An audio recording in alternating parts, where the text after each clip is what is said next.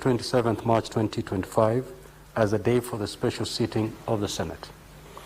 The appointment was made via Kenya Gazette, notice number 3463, dated the 21st of March 2025. In the Gazette notice, I indicated that the business to be transacted at this special sitting shall be as follows. 1. Consideration of the County Government's Additional Allocation Bill, Senate Bills number 1 of 2025. 2. Consideration of the reports of the Select Committee on County Public Accounts on its consideration of the reports of the Auditor General on the financial statements for the financial year 2023-2024. And 3.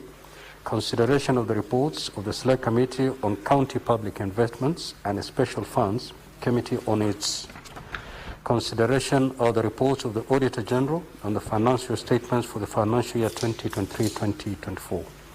Now, Honorable Senators, in accordance with Standing Order 35, the business specified in the Gazette notice referred to above and as outlined in the order paper shall be the only business before the Senate during the special sitting, following which the Senate shall stand adjourned until Tuesday, the 1st of April 2025 at 2:30 p.m. pursuant to the Senate calendar. I thank you. Next order. Order number 3, messages.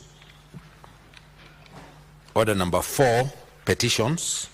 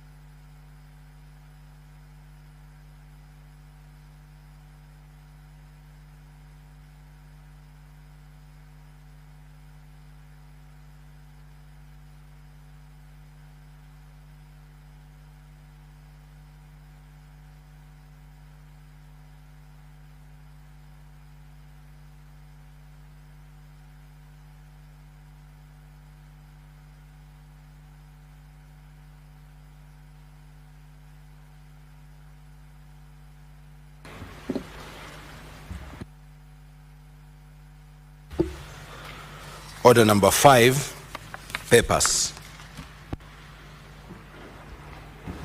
Now, Honorable Senators, for convenience of the House, allow me to arrange today's order paper. We will come back to order number 5, 6, 7, 8, 9, and 10, 11, and 12 after we have done order number 13. So, Clerk, proceed to call that order.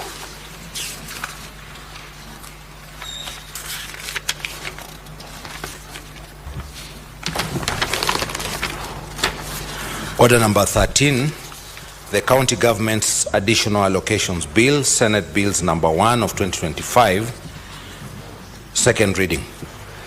The Chairperson, Standing Committee on Finance and Budget.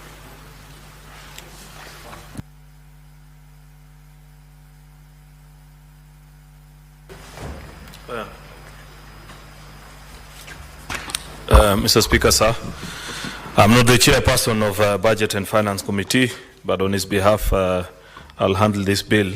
I'm told the committee is actually concluding on this report, and probably by the time I'd finish moving, they'll have the report in the House, or at least circulated in our online platforms for members to read and give their comments. Mr. Speaker, sir, I beg to move that the County Government's Additional Allocations Bill 2025 be now read a second time. Mr. Speaker, sir, this bill is long overdue, and it's an embarrassment of monumental proportions that it has taken this long to agree on something that is so obvious and rather straightforward to us here in the Senate. Yet, because of reasons that are well known to all of us, it has been a push and pull between us and our colleagues in the National Assembly that has gotten us to the month of March, actually April, because this is the last week of March. It's in the last quarter, actually, of the financial year that counties are now going to receive funds that otherwise they should have received as early as July 1st, 2024. This is not what our Constitution intended, Mr. Speaker, when we drafted the ornaments of devolution. It was envisioned, Mr. Speaker, that there'd be timely release of funds, that we will agree on basic issues and get our counties up and running. In fact, Mr. Speaker, the reason I'm saying this is I'd wish to lay basis for many of our colleagues to understand why we're here, and then I'll speak very broadly on this bill. I'll allow the whip, who's a member of the Budget and Finance Committee, to perhaps get into the deeper details. There is history how we started doing this bill, Mr. Speaker, and I served in Budget and Finance Committee. In fact, in the last few weeks, governors, those that understand the operations between us and the National Assembly better, have been calling and texting, asking if we can revert back to the old system. Mr. Speaker, I've had occurrence where I've met leaders, governors who probably have served here in the Senate, and they understand this very unique yet difficult relationship that we have to exist with our colleagues from the National Assembly who don't necessarily sometimes share the same sentiments as us on matters devolution. Previously, all these allocations used to come under division of revenue, and we'd consider one bill, and that would be the end of business. Unfortunately, Mr. Speaker, we observed a trend where the National Treasury would additionally send resources, either through grants or donations or loans, Mr. Speaker, to various counties without following a particular order. And it was increasingly becoming obvious to us by as late as 2017 and 2018, Mr. Speaker, it was clear that there were counties that were benefiting more than others. And you'd find that we have done division of revenue, and we have followed the formula that has been set out by the Senate. Then additionally, there'd be projects that would come up. Let's say the projects that are now listed here, and you've been a governor, you know this, under Danida, Floka, and the rest. The National Treasury will haphazardly make the decision and say, we'll put some to Jamira, others to I don't know which county, and the other to the exclusion of others. We felt this was not the proper format in which devolution should be rolled out in our country. And that is how this bill of the county government's additional allocations came about. We never imagined, though, that decision that was made in the best interest of our counties to ensure that equity reigns supreme as the demands of our constitution expect of us as a house of used to undermine devolution. This is quite unfortunate that it takes this long, inordinately long, Mr. Speaker, for there to be an agreement, and especially in a context where the Senate is a bystander. You know, Mr. Speaker, of course, unless you're a stranger in this House, you know that it is the RMLF funds that have caused this delay, where we couldn't agree and bills are moved. Sometimes decisions are made without even consultation with the Senate, therefore it gets stuck. And there's just a delay after the other. Before you know it, we are on the 26th or 27th of March, like today, without having considered this particular bill. And therefore, Mr. Speaker, I want to request that we expedite now that there seems to be some headway. And I want to appreciate the diligence of the Budget and Finance Committee that they have quickly considered this bill. The only part where you have failed, Senator Onyonka, Senator Boni, and the rest of the team, is that because you knew you were coming here today, and this was an extremely important business, perhaps you would have furnished us with the report, because now even I, as Majority Leader, I move the bill without benefiting from the wisdom of you as a committee. I know you will share it, perhaps before members comment, but myself, I'll not have had the opportunity, maybe unless during the time of replying, because I know the finer details of any bill, Mr. Speaker, are always gotten from the reports of the committee and the members who serve in those committees diligently, listen to the stakeholders, and guide the House into making a decision that is in the best interest of devolution. Be that as it may, Mr. Speaker, I'm glad that the Senate is making this rather informed decision to ensure that, pursuant to Article 202 of our Constitution 2, that we are providing a process through which additional allocations for this financial year of 2024-2025 find their ways to the county. Mr. Speaker, this is not a small amount, and I'll rely on the wisdom of the committee members. To the best of my recollection, I think we are talking about in excess of 60 billion shillings.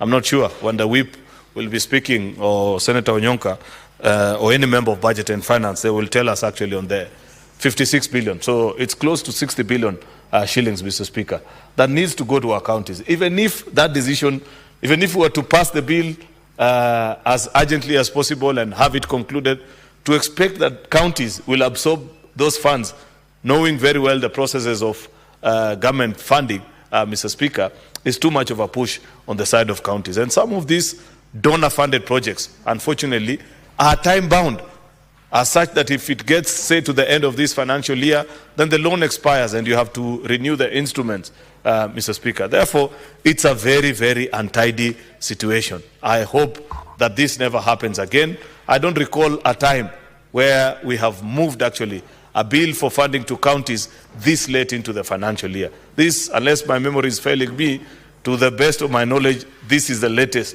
it has ever gotten to, and it's really unfortunate, Mr. Speaker. So what are some of these schedule of funds, Mr. Speaker, that you're talking about, and the conditional allocations that are being granted to each county from the national government share of revenue? It includes, Mr. Speaker, funds that are so basic, such as the construction of the county headquarters, a program that began, I think, in 2015, almost 10 years down the line. Even if you're constructing, surely, even if you're the contractor, by the time you're finishing the second floor, then the ground floor has started wearing out. What sort of building is this that you're building for more than 10 years, Mr. Speaker? I am happy that this is the last batch of funds that you're actually dispersing to these 5 counties that have suffered. I hope some were diligent enough to conclude using other resources or get contractors that have better ability and resources, as such that the buildings have been finished up, and these funds only go to actually pay for work that has already been done. That's my prayer. But I know, Mr. Speaker, that it may not necessarily be true. It includes also funds or conditional allocations, Mr. Speaker, to the County Aggregation and Industrial Park program as set out in column C. You know, this program, I still have a lot of questions about it. And members of Budget and Finance Committee, perhaps later in the year, once you're done with this budget-making cycle, it will be important that you follow through to your specific counties on what programs your governors are actually laying out to ensure that these CAIPs are not white elephant programs. COG, in partnership with the national government, and we support this idea of trying to whip up local goods and produce from our farmers and ensure that there is an aggregation process and a place through which we can enhance their trade. But in most counties, and this I speak from a position of knowledge, apart from the construction of the CAIPs, I don't see a concerted effort from the county governments to ensure that the produce is available. Otherwise, you will end up in a situation where there will be a fancy building that has been built in Taita Taveta, Senator Maruma, but then there are no local produce to take to those aggregation parks. There needs to be sensitization from the county governments to ensure that indeed, as expected and as envisioned in the program notes of this particular program, Mr. Speaker, that indeed the produce is available. What are you aggregating if you don't have those produce in the first place? And where is the meeting that has led and spoken to people and said, okay, in this particular area, we want to strengthen either poultry farming, dairy, avocados, whatever that we need to do, so that as of now, the investment into the produce needs to already be happening, so that in another few months, when the KIPE centers are ready, then the farmers are also, and the local cooperatives and CBOs are ready with the produce.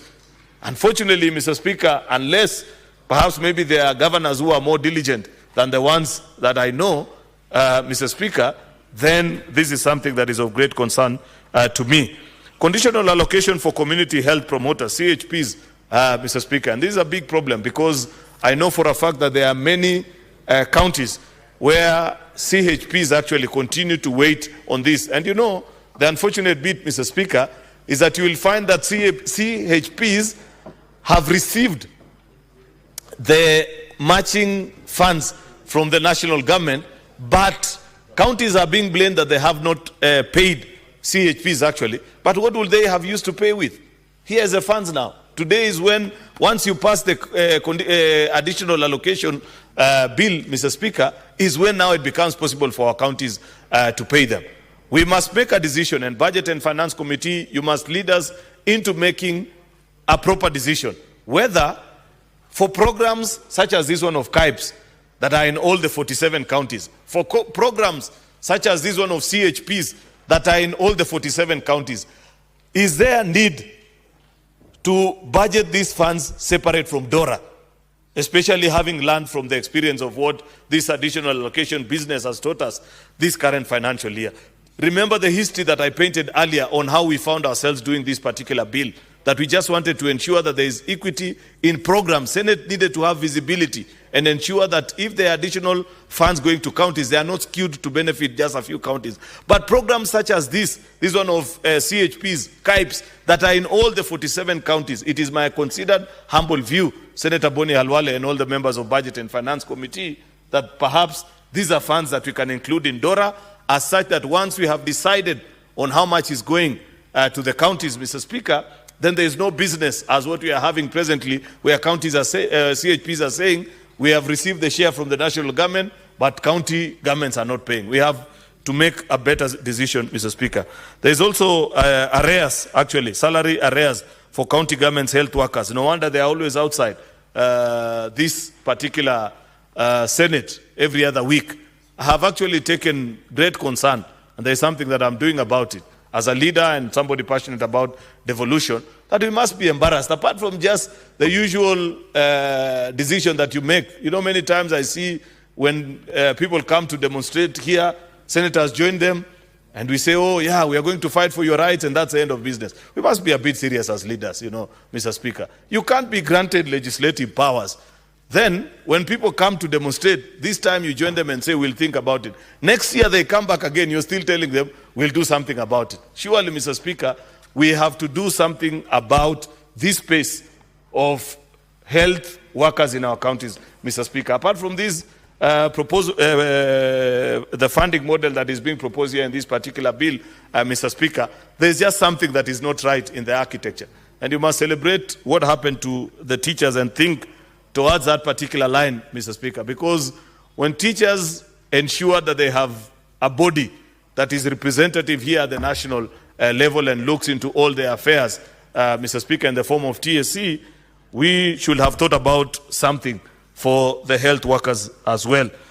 Therefore, Mr. Speaker, I don't want to speak longer than that. The funds that are listed for the one that proceeds of the loans or grants for from the development partners, there are quite a number.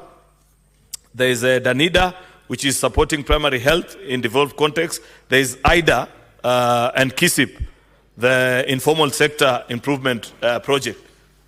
This is another, and Senator Osotsi, I'm not sure whether it's your committee that looks into this particular specially allocated funds. Because if there are funds that have been wasted in our county governments, it is particularly this program. I don't know whether it is the way that it was designed, but the one where county governments are doing something in partnership with the national on the informal sectors. Apart from Cabro and the small works that are being done there, looking into the amounts actually that are being committed and the work that is being done is something that we expect your committee to lead us. Of course, there is even money for finance emergency of locust response project.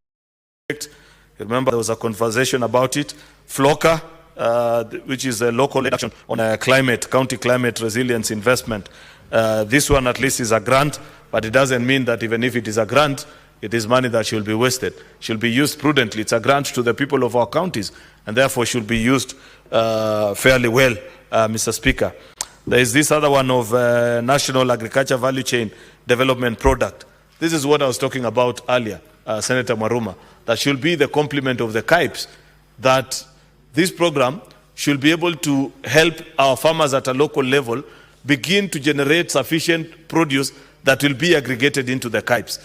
But so long as there is no correlation and people are just obsessed about who becomes a contractor of these projects or who does the shades, you know, we live in a very funny country, Mr. Speaker, that we must begin perhaps to move. If this money must be wasted, Mr. Speaker, and it's really unfortunate I have to say this, if this money must be wasted, then I'd rather it be wasted by ordinary citizens themselves, as opposed, Mr. Speaker, to allocating funds to people who will only be obsessed with building shades and structures, Mr. Speaker, and moving out of that particular place without any direct benefit to the ordinary citizens. So these special funds, we must perhaps maybe ask for a project implementation report, how they were eventually used, what has been their success. And you know the unfortunate bit, Mr. Speaker, is that they have very funny long names. So to keep track even is not easy. Even you as a senator, you'll get easily confused. Because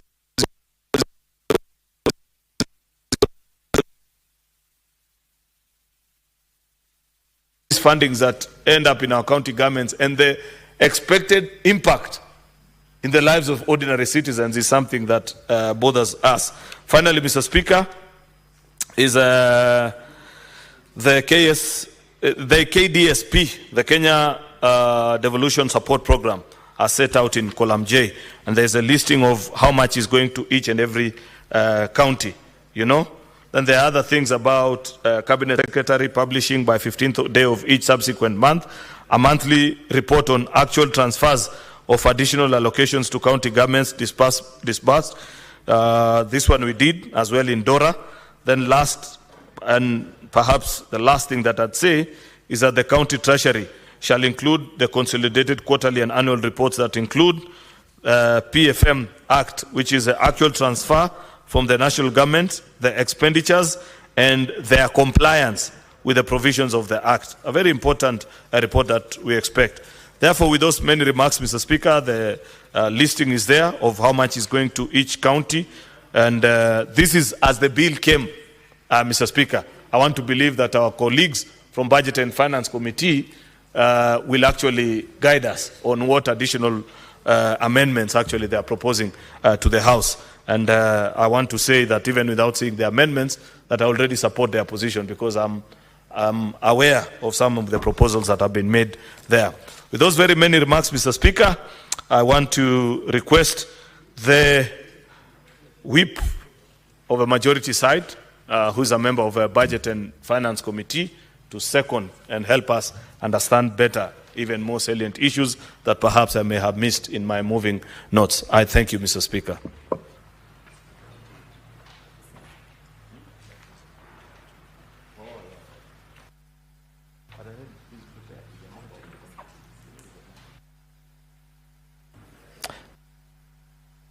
Thank you, Mr. Speaker. Mr. Speaker, debate keeps on raging in this country on who is the actual enemy of devolution. It is not too clear, but I'm starting to think that senators, governors, and members of the National Assembly are actually enemies of devolution, including myself. Mr. Speaker, I say this with maximum respect because the object of this bill is a simple thing. Provide a tool to transfer additional funds from the national government to the devolved governments in accordance with the recommendation of the Constitution. So, the process was done, as you'll remember, and at its tail end, the recommendations which came from the first enemy, members of the National Assembly, then disagreed with us. So we sat and disagreed with them, then created a mediation committee, and when you send us to that mediation committee, Mr. Speaker, we were shown the middle finger. To hell with it. And this is why, Leader of the Majority, we are now dealing with this business at the end of the financial year.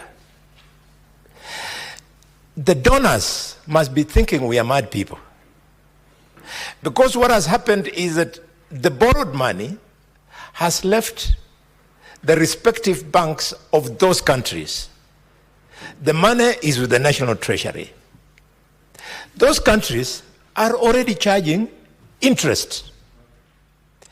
But as the money is at the National Treasury, because senators, members of the National Assembly, and governors are quarreling. Cannot agree, and governors and members of the National Assembly are quarreling. Do we really want devolution to succeed? Senator Osoti is in this house. We were at some informal meeting yesterday, Mr. Speaker, but important because it brought together senators, members of the National Assembly, governors, permanent secretaries, cabinet secretaries from a certain region of this country. And when we were in that meeting, in his wisdom, Senator Osoti brought up this matter. And he was supported by the governor of Busia, Paulo Tuoma. Do you know, shamelessly, the meeting almost went into disarray. Members of the National Assembly who were attending booed these two leaders in front of the president. We are not serious. And as the leader of the majority has told the country, the real reason is because members of the National Assembly want to benefit from the contracts that will arise from these additional funds. Some of them are contractors. Mr. Speaker, what do we do?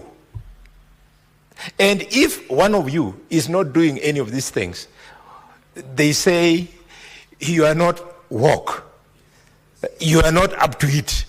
If you are really woke, you should be one of the people participating in those contracts so that you look rich and live large. We are at a place whereby we have to speak to the soul of the nation and realize that this country will succeed or fail depending on us. Mr. Speaker, the gist of this resolution when we pass, if we do, is that the counties will now access a whopping 50.5 billion. It is there. It is there. We just pass it today and counties will access 50.5 billion. Why would a member of the National Assembly not support that money going to the county where he comes from? And all counties are benefiting. Leader of the majority in the Senate, leader of the majority in the National Assembly, the presidency, you must bring the leaders together. We stop this nonsense. Members of Parliament as the ones delaying this because they want to do business. So what have we done, Mr. Speaker? We have created 4 schedules. In the first schedule, we've made it easy. You'll see it, and we want to apologize for not having tabled the report by now. We've just finished a few minutes ago. In the first schedule, Mr. Speaker, we have put 7.5 billion, which is the additional allocations that come from the national government as a share of revenue raised nationally. I'll go to the specifics. Then in the second schedule, we've made it easy. We have segregated the 10.5 billion shillings that governors and MPs are fighting over the road maintenance levy. That we have created a second schedule for clarity. And in the third schedule, we have put money that is realized from court fines that are collected at various points where we have courts in the counties. And in the final schedule, we have then created a schedule showing the loans and grants. Having simplified it that way, Mr. Speaker, we have taken the first important step which we are asking this House to support this morning. Namely, we have removed from the bill any mention of that thing, road maintenance levy. It's a debate that cannot end. We have removed it completely from the bill. Until the courts have made a decision. Because if you do anything here, it brings in the long story of sub judice and so on and so forth. So we have put it aside completely. Then we have remained with those three schedules. So there are these three schedules that I want to speak to for you to appreciate so as to pass it quickly this morning. And in the first schedule, Mr. Speaker, the 7.54 billion will go towards construction of the stalled headquarters at those 5 counties that you all know. The second one will go to CAIPs, County Aggregated Industrial Parks. They are going to be undertaken in only 19. And this money has been enhanced, Mr. Speaker, from 2 billion by the National Treasury to 2.9. Now, when you look at your schedule, your county might or might not benefit. So don't slow down the process by saying, okay, my county has not benefited and therefore I'm not going to support. It is because the National Treasury, and we have agreed with them as a committee, has phased out this process because the money is not enough. Phased out 18 counties, phase 1, phase 2, 18 counties, and finally, phase 3, 11 counties. At the end of the phasing, everybody will have gotten the 250 million meant for this. So even if your county like Kakamega is not benefiting, we still, like my Kakamega, we still pass it. Mr. Speaker, and then of course there is the issue of the community health promoters. It is in there with a salary of 3.234 billion shillings and basic salary for county health workers worth 1.7 and transfer of museums to these counties, because museum under the constitution is supposed to have been devolved, but it was delayed. So we are cleaning it up, Mr. Speaker.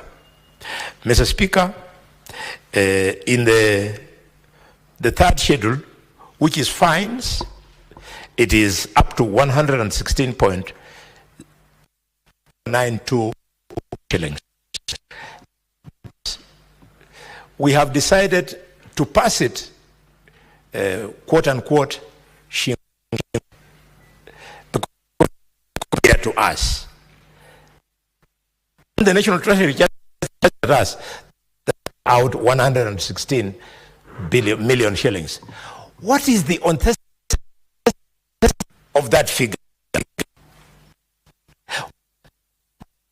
When money is in Mombasa and it is taken to the consolidated fund, now we declare to us that Senate go and share it out. How that the and that they did not collect more. It has created a window for theft of public funds, has this morning directed that not the National Treasury, written to the Auditor General, because we believe that in Senator, the whole of, for 2 financial years, only 116 million. More. Stabbed and audit, it will be done. The final schedule, which is long, it is the one that contains a share of the amount of money. It is 35.66 billion shillings. By saying all the loans, describing them, they're in the schedule. You're going to see best. That is where biggest shame that the leader of the majority is speaking to. We having money to do, and because of some funny interests, we are. I therefore want to conclude seconding this. The majority in the committee by the stakeholders who enabled us to come up with this. And colleagues, in fact, today we started at 7 a.m. We just finished. We've tried to do a good job. We are to be agree with us so that we can make progress. I thank you, all of you. Remarks, Mr. Speaker.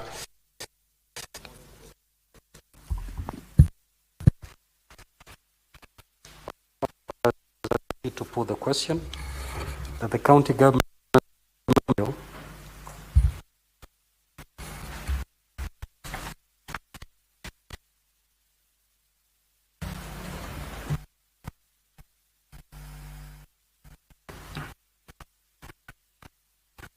to propose the question. County Government's Additional Locations Bill, Senate Bills number 1 of 2025, be now read. The floor is now open for debate. Senator Sifuna.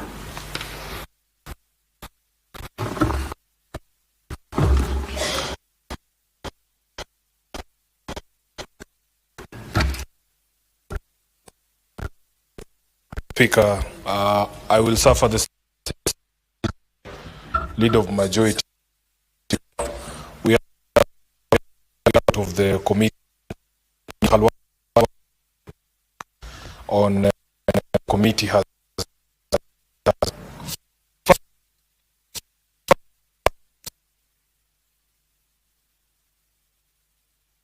the constitution has set out everybody's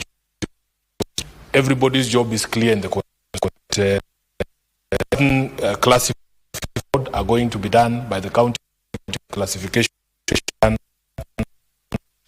I am very proud as SG of ODM that my leader and my party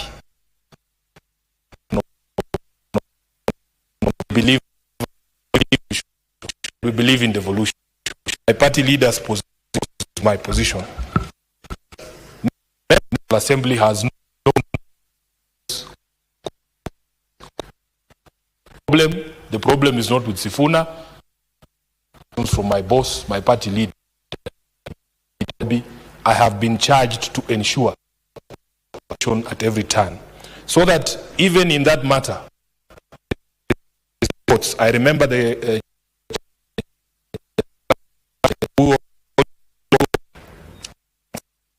road and wisdom indicated that to have, but those conversations never worked. Because I remember when we were on the division of revenue, on the senators should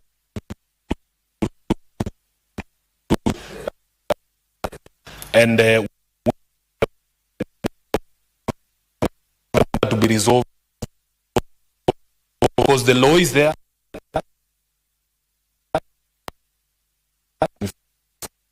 And the most callous thing,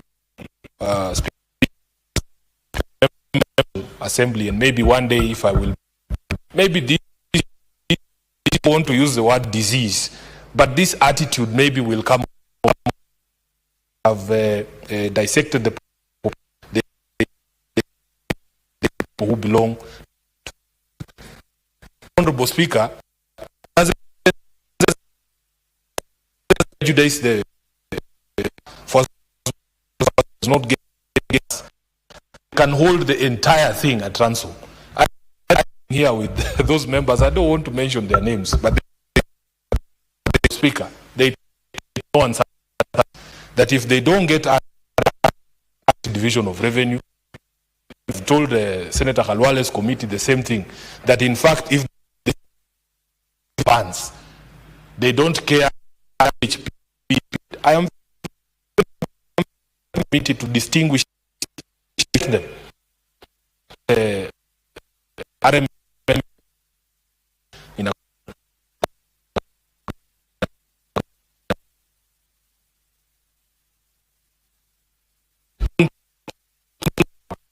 CHPs, the 7,000 in Nairobi, can go without pay for all these months just because they need to build roads.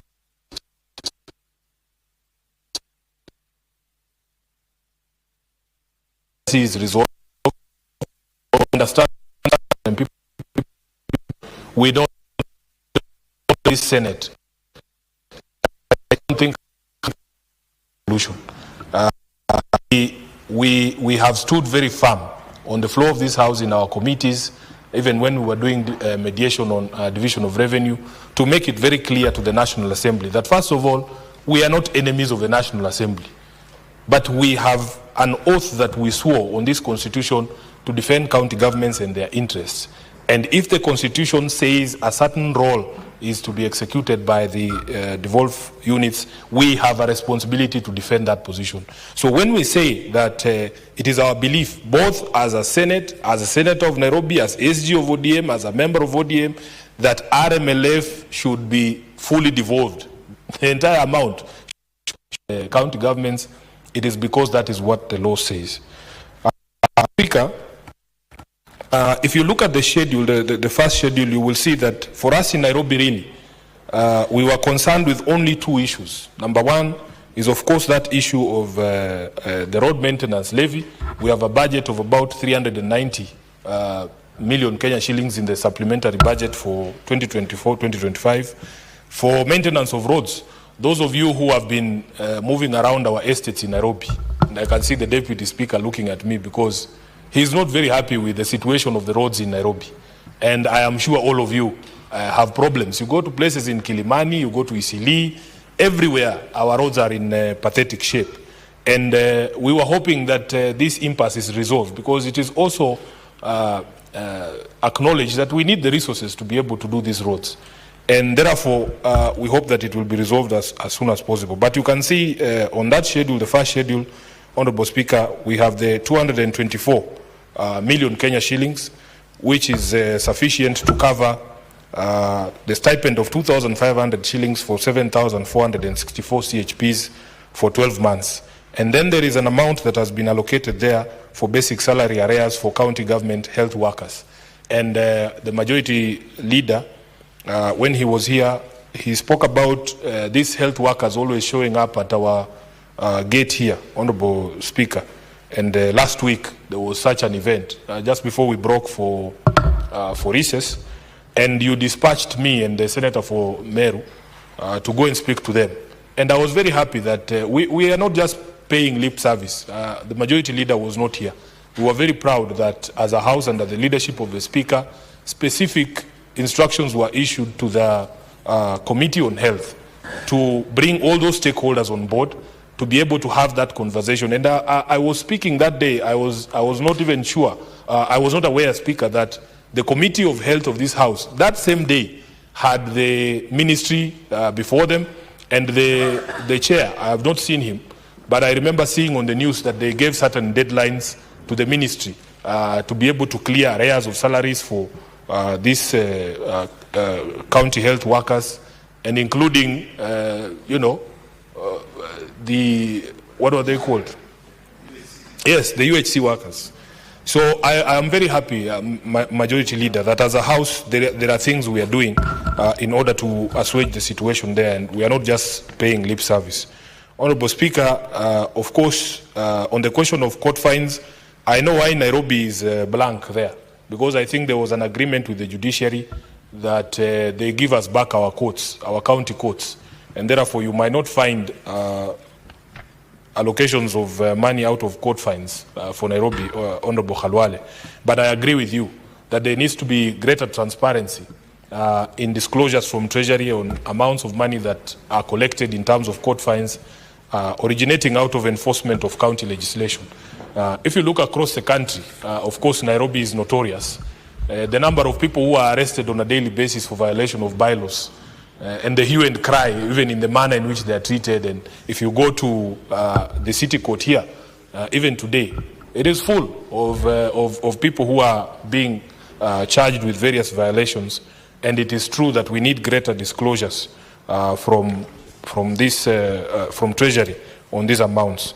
So therefore, Speaker, with all those remarks, I will be hoping that we will have view of the report to see how the other matters have been treated. But it is very, very unfair. I honestly believe it is very unfair that we have kept counties waiting or awaiting these resources for such a long time just because of a dispute amongst leaders.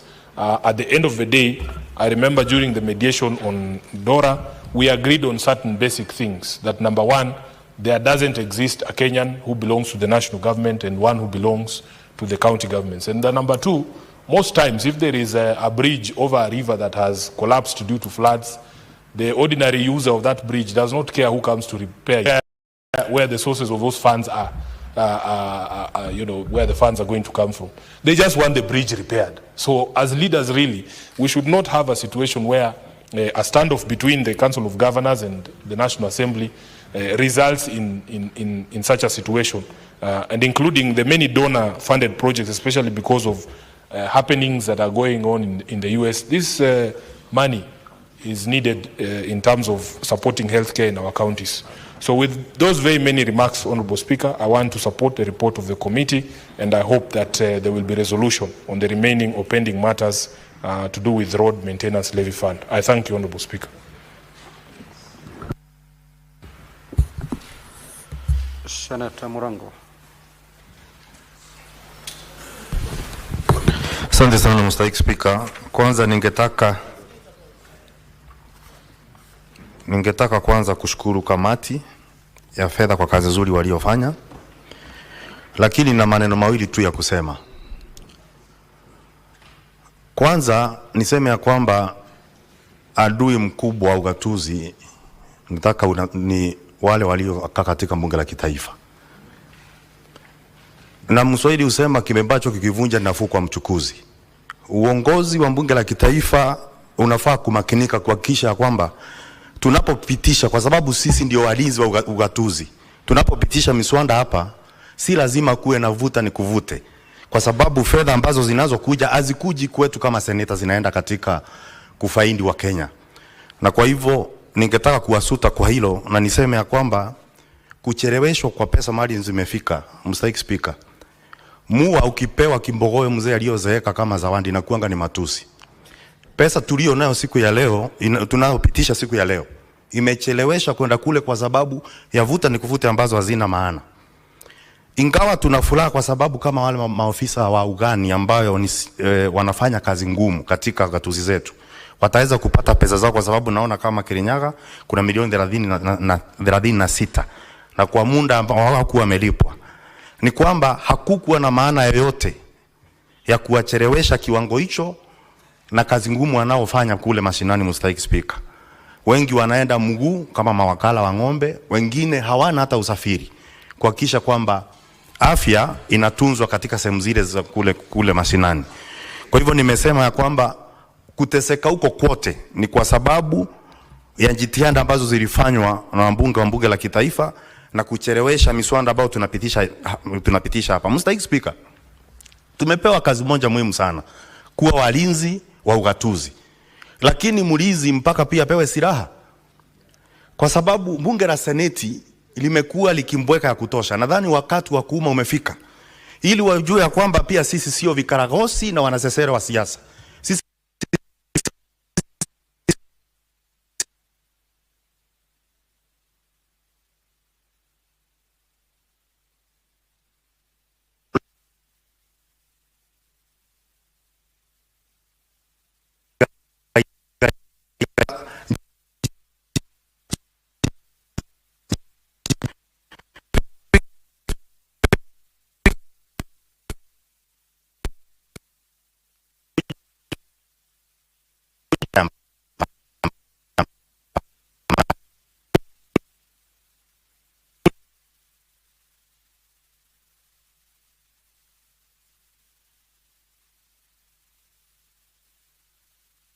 kura